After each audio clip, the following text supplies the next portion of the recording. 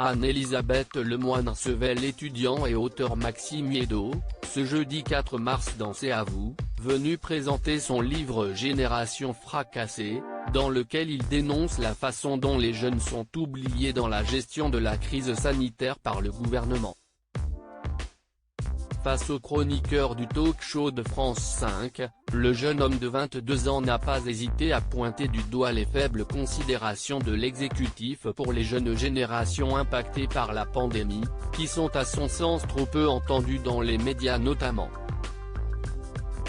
Ces interventions n'ont pas manqué de faire réagir Anne-Elisabeth Lemoine, elle-même maman d'un adolescent de 17 ans avec qui elle débat souvent de ce sujet à la maison. J'hésite à offrir votre livre à mon fils qui a 17 ans parce que ça va le radicaliser un peu plus, a-t-elle lâché avant de poursuivre, déjà qu'on s'engueule à longueur de soirée autour de cette question d'être solidaire, de combattre tous ensemble contre cette épidémie et de pas monter les générations les unes contre les autres, a-t-elle révélé face à Maxime Yedo qu'elle a qualifié de « vous me direz ce qu'il en a pensé », lui a rétorqué l'auteur.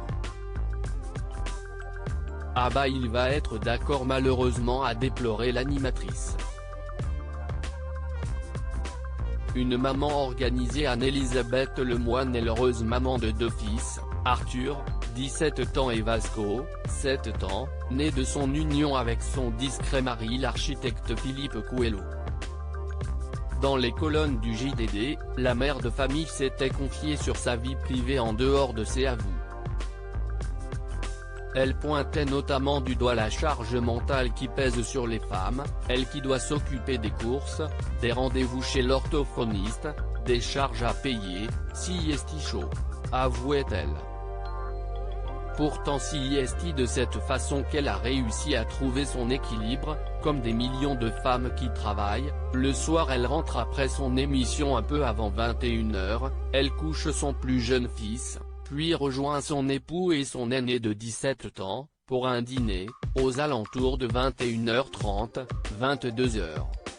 Le soir, elle s'occupe aussi d'organiser les menus de la semaine, et les tâches ménagères. Et se repose avant d'enchaîner une nouvelle journée pour être au studio de la société de production Troisième Œil, dans le 7e arrondissement, à 9h30.